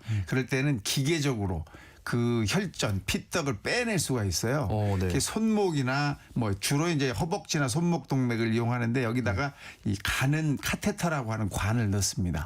그래서 그걸 뇌까지 보내서 그 뇌에 있는 혈관에서 그 혈전 막힌 거를 부분을. 끄집어서 잡아서 끝까지 끌고 나오죠. 와. 이렇게 하면 거기 막힌 곳이 뚫리니까 네. 혈액이 금방 다시 돌게 돼서 회복이 될 수 있습니다. 물리적으로 막힌 거를 끄집어내서 뚫어내는 거군요. 그렇게 하는 방법도 있어요. 네. 그다음에 이제 출혈이 됐다. 이럴 때는 이 출혈이 된 것은 뇌 속에 막 압력이 엄청나게 올라가잖아요. 예. 이 압력이 올라가서 마지막에 숨골이 눌리면 숨을 못 쉬어서 이제 사망할 수 있거든요. 네. 그래서 응급일 때는 일단 이 두개골에 구멍을 뚫습니다. 그래서 압력이 빠져나올 수 있도록. 네네. 그래서 구멍을 뚫는 그런 치료를 할 수가 있고 또 출혈이 많으면 그 출혈량을 줄여줘야 되기 때문에 수술을 바로 해서 그 혈종을 제거하는 그런 치료를 할 수 있고 네. 그다음에 혈압 조절하는 약물을 쓰고 그다음에 만약에 뇌동맥류가 터졌다 그러면 그 뇌동맥류를 빨리 막아야 되거든요. 네. 그래서 그런 시술을 할 수가 있겠습니다. 이 뇌혈관 질환들은 특히 더 후유증이 무서운데 퇴원한 후에 뭐 재활 치료나 관리가 상당히 중요할 것 같아요. 중요하죠. 네. 재활을 못하면 나중에 이제 뭐 그 마비가 된 곳이 절대로 회복이 안 되고 문제가 네. 될 수 있으니까 예. 재활을 잘 하셔야 되거든요. 네. 어느 쪽 뇌가 어느 부분에 문제가 생겼는지를 잘 보고 그 손상된 뇌 기능을 회복시키고 후유증을 줄이는 것이 이제 목표예요. 네. 그래서 초기부터 적극적으로 재활을 하는 게 좋은데 물리치료, 운동 치료를 해서 마비된 부분을 빨리 풀어야 됩니다. 네. 그래서 이게 뭐 관절이 빨리 움직일 수 있도록 하고 그다음에 보행을 잘 할 수 있도록 또 감각을 느낄 수 있도록 이 운동 마비 치료를 해야죠. 그래서 네. 물리치료 정말 열심히 받으셔야 되고 예. 그다음에 일상적인 동작을 잘 혼자 할 수 있도록 이 작업 치료 같은 걸 합니다. 그래서 작업 치료 뭐 만져보고 움직이고 어디 뭐 돌려보고 하는 것들을 시킬 수가 있고 네. 또 말이 잘 안 되는 경우도 있거든요. 예, 그때는 예.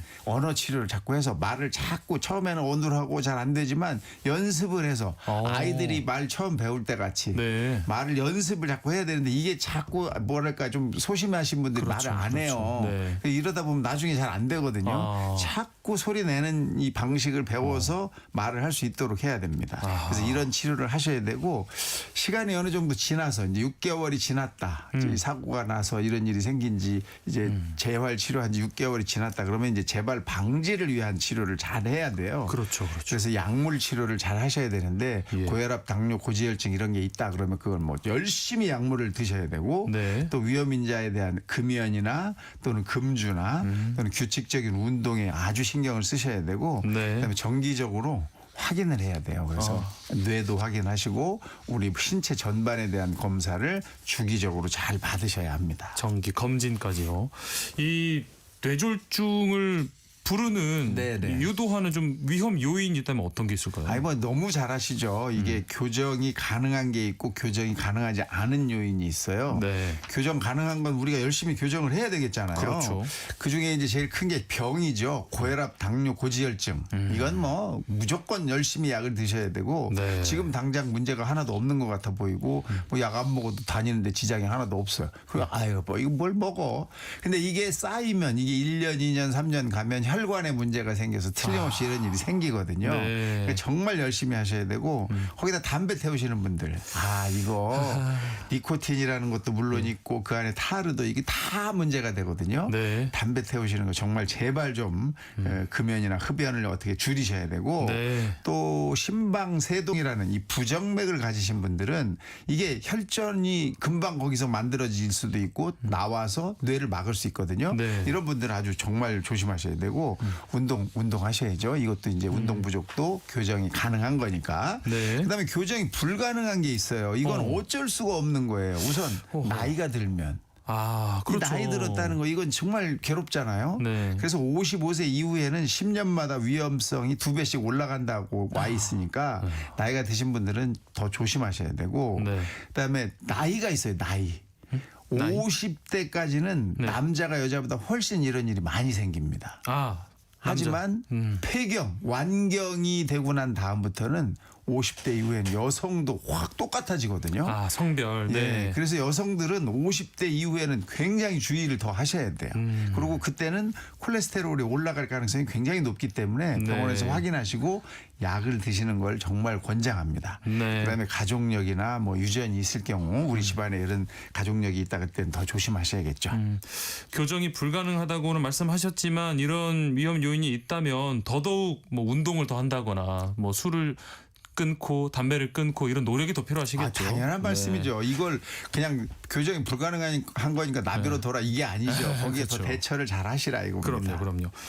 평소에 생활 습관이 정말 중요할 것 같습니다. 일상에서 반드시 지켜야 하는 수칙 어떤 게 있을까요? 계속 나오지만 자기가 알고 있는 질병이 있다. 그러면 그거에 대해서 약물을 정말 꾸준히 잘 드셔야 됩니다.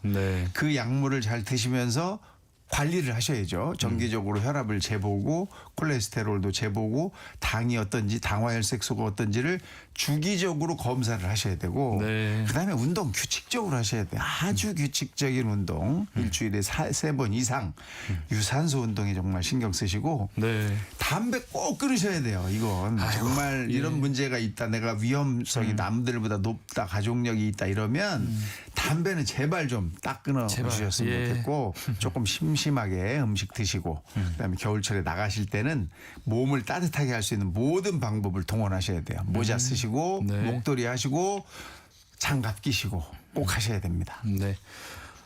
정기적인 검진 또 중요하다고 말씀해 주셨는데 뭐 조기 발견을 위해서 필요한 검사로는 어떤 게 있을까요? 물론 뭐 증상이 없으면 사실 이런 검사까지는 필요 없는데 나이가 들어서 이제 고령이다 65세가 됐다 그러면 뇌가 걱정이 많이 되시니까 이런 때에는 MRI, MRA를 한번 찍어보실 필요가 있어요. MRA라는 것은 뇌 혈관만 특별하게 확인하는 검사거든요. 그래서 내가 우리 가족력이 있고 내가 고혈압도 있고 약을 먹고 있지만 당뇨도 있고 이렇다 그러면 이런 MRA 검사를 한 번쯤 받아보실 것을 권장합니다. 그러면 일반인이라면 정기적으로 뭐 어느 정도 주기로 검진을 받는 게 좋을까요? 그건 이제 이미 국가에서 잘 하고 있잖아요. 그 젊을 때는 2년에 한 번씩 그 검사를 하는 것이 옳다. 그리고 그렇게 많은 검사가 반드시 필요한 건 아니다라고 알려져 있기 때문에 본인의 주치 그분하고 상의하셔서 2년에 한 번씩은 최소한 검사를 잘 받아주시면 좋겠습니다. 자, 뇌혈관 질환에 대해서 알아봤습니다. 청취자 상담으로 이어가겠습니다. 1753님, 이 뇌혈관 질환은 한국인에게 특히 많은 질환일까요? 하셨는데요. 꼭 그렇진 않죠. 이것은 뭐 전 세계가 공통적이고 특히 고혈압, 당뇨, 고지혈증이 있는 분들한테는 아주 흔하게 나타날 수 있는 질병이기 때문에 그런 분들은 아주 더 조심하시고 더 정말 약을 열심히 드시고 제발 좀 관리를 잘 하시고 금연 꼭 하십시오. 3891님은 스트레스를 받으면 두통이나 어지럼증이 심해집니다. 뇌졸중의 위험 신호가 아닐까 걱정되네요. 하셨어요. 스트레스 받아서 생기는 뭐 아우 머리 아파, 아우 골치야 이런 정도의 두통하고 어지러운 것은 뇌졸중하고 별로 관계가 없습니다. 뇌졸중의 두통은 망치로 오햄머로 내 머리를 내려친 것 같은 그런 통증이 오는 거기 때문에 지금 뭐 너무 걱정하지 마시고 스트레스 잘 푸시고 즐겁고 재미나고 행복하게 사셔야 되겠습니다. 그 두통의 정도, 극심한 정도가 딱 느꼈을 때 알아차릴 정도라고 분명하다는 거죠. 9833님, 머리가 아프다가 사라지는 증상이 종종 있습니다. 지금이라도 병원에 가서 진료를 받아야 할까요? 그 연세가 얼마나 되셨는지는 잘 모르겠는데 뭐 60이 넘었다 또는 60 근처다 그러면 한 번쯤은 확인을 한번 받아보실 필요는 있어요. 근데 그럴 때에도 무조건 가서 뭐 검진을 하는 게 아니라 의사 선생님과 상의를 해보시면 의사 선생님들이 이 뇌 신경들의 움직임이나 또는 기능을 잘 알거든요. 그래서 검사를 해봐요. 눈을 돌려봐라, 뭐 손을 움직여봐라, 그렇죠. 힘을 줘봐라, 뭐 이런 것들을 다 해볼 수 있거든요. 그래서 그런 것으로 뇌 그 신경에 문제가 있는지를 먼저 체크한 다음에 문제가 있다고 확인이 되면 그때는 이제 바로 뭐 사진도 찍고 좀 특수 검사들을 받아보실 필요가 있죠. 네. 세모정 톡톡 상담소 라디오 주치, 오늘은 겨울철에 급증하는 뇌혈관 질환에 대해서 알아봤습니다. 가정의학과 오한진 전문의와 함께했습니다. 오늘 말씀 고맙습니다. 고맙습니다. 노래 한 곡 듣고 오겠습니다. 강수지가 부릅니다. 혼자만의 겨울.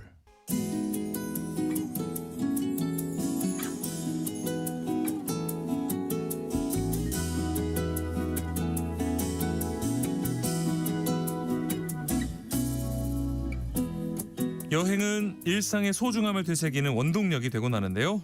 여러분의 일상을 특별하게 만들 여행지 소개해드립니다. 여행 안내서 매일경제 여행플러스 장주영 편집장과 함께합니다. 안녕하십니까? 안녕하세요. 어제 뭐 평년보다는 2주 늦게 찾아온 서울의 첫눈이 뭐 대설특보까지 내려질 정도로 많이 내렸습니다. 그래서 서울뿐만 아니라 수도권, 강원, 뭐 중부지방 곳곳에 적지 않은 눈이 쌓였는데 우선은 눈피 없기를 바라고요. 그렇죠, 그렇죠. 한편으로는 또 이제 아름다운 그 설경을 보고 싶다 이런 생각도 좀 들었거든요. 오늘 그래서 특별히 이 눈과 관련된 여행지 가본다고요. 이 눈이 좀 따뜻하다라고 하면 안 되지만 그럼 녹잖아요. 네네. 그래서 하지만 이 눈 소식은 따끈따끈하게 전할 수가 있어서 제가 눈과 관련한 좀 얘기를 좀 해볼 건데요. 좋습니다.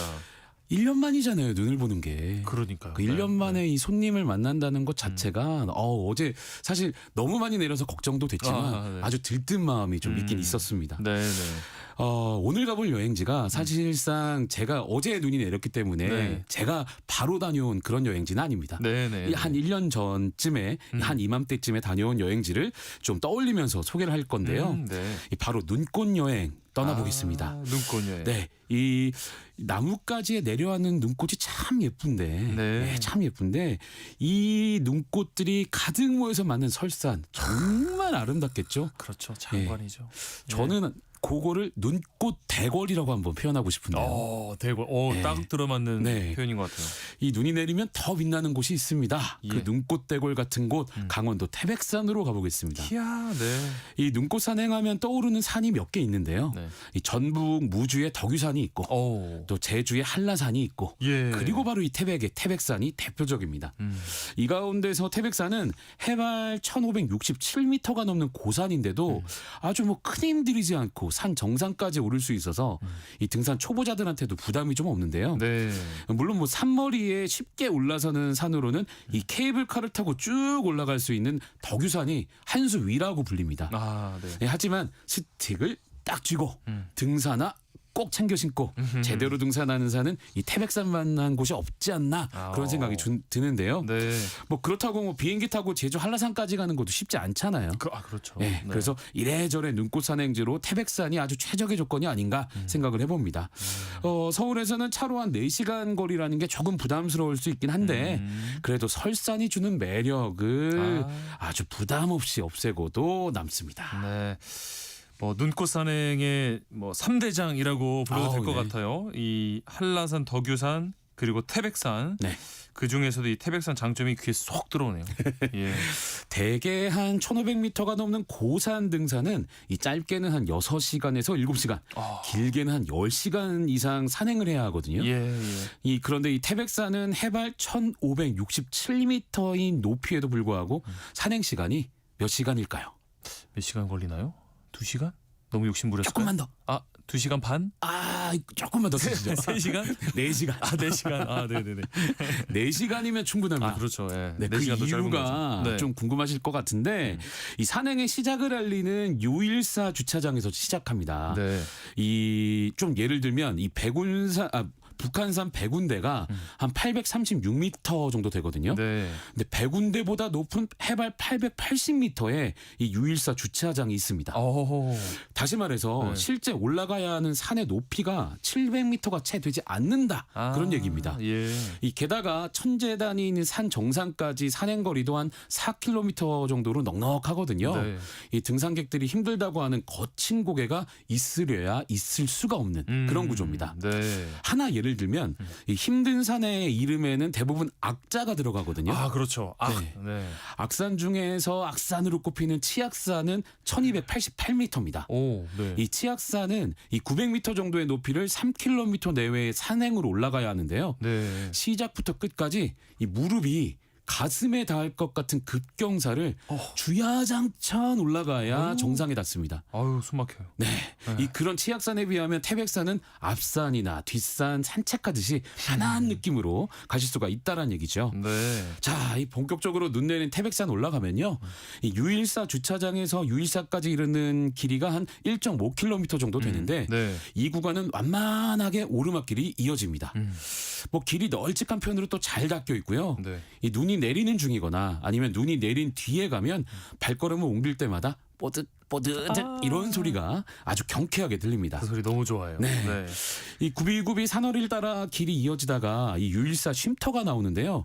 여기에서부터 본격적으로 산길에 접어듭니다.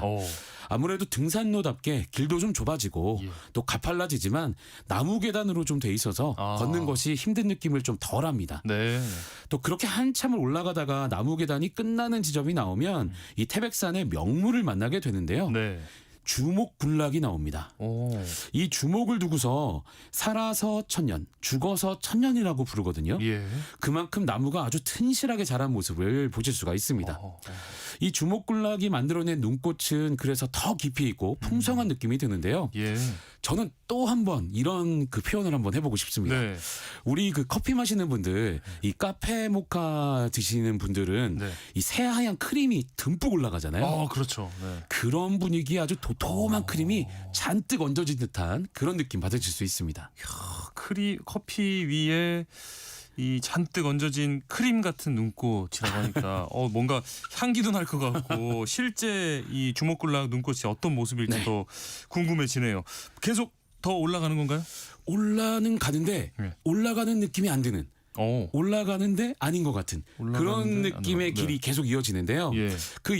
제가 왜 태백산은 초보 산행자들이 좀 편하게 올라갈 수 있다 말씀드렸듯이 이 주목군락까지만 무사히 올라가면 정상까지는 그야말로 누워서 떡 먹기식의 그런 산길이 쭉 이어집니다. 예. 태백산 최고봉인 장군봉까지는 거의 평지나 다름없는 그런 길이 쭉 이어지기 때문인데요. 네. 이곳이 봄에는 철쭉이 만발해요. 그래서 이때를 천상화원이라고 부르거든요. 이 화원을 둘러보는 것 같다고 할 만큼 넓은 평평한 공간을 편하게 걸을 수 있다는 얘기입니다. 네. 그렇게 걷다 보면 금세 이 활짝 열린 하늘을 배경으로 한 성벽을 닮은 제단이 하나 보이는데 바로 이게 장군단입니다. 태백산을 민족의 영산이라고 부르잖아요. 그렇죠. 이곳에는 모두 3개의 제단이 있거든요. 네. 가장 북쪽에 자리한 장군단을 시작으로 영봉의 천왕단 그리고 부세봉 가는 길목에 하단이 남쪽을 바라보고 자리합니다. 그럼 이 태백산 정상에 올라간 만큼 이 정상석 앞에서 인증샷을 하나 찍어야 할 텐데 무조건 찍어야죠. 네, 이 대부분 이 장군단이 정상이긴 하지만 영봉에 있는 천왕단에 있는 정상석에서 인증샷을 찍습니다. 아무래도 이 영산의 정기가 영봉에 더 있다는 느낌 때문일 것 같은데요. 네. 이 태백산 정상 가시면 꼭 이 영봉의 천왕단에서 정상석 앞에서 사진 찍으시면 좋겠고요. 네네. 자, 이제 하산할 차례인데 이 천왕단에서 단골광장과 문수봉 방향으로 길이 갈라지거든요. 네. 단골광장을 가리키는 이정표를 따라가면 천재를 지날 때 제수로 사용했던 용종이 솟는 만경사가 나오고요. 네. 이 만경사를 지나서 단골광장으로 내려올 수 있습니다. 또 문수봉 방향으로 길을 잡으면 부세봉과 문수봉 산청을 거쳐서 단골광장으로 내려갑니다. 네. 이 코스는 이제 등산 초보자도 뭐 어렵지 않게 다녀올 수 있다고 해주셨어요. 태백산 눈꽃 산행 잘 다녀왔습니다. 다음 눈꽃은 또 어디로 보러 가볼까요? 네, 이 초보 등산객에게 태백산보다 더 쉬운 산이 있다고 제가 방송 초반에 말씀드렸는데 네. 전북 무주의 덕유산 가보겠습니다. 예. 이 덕유산도 눈꽃 여행지로 빠뜨릴 수 없는 곳인데요. 우리나라에서 눈이 가장 많이 내리기로 아주 소문난 그런 곳이기도 합니다. 그렇죠. 뭐 심지어 덕유산의 연관 검색어를 딱 치시면 네. 덕유산 눈꽃이라고 나올 정도거든요. 네.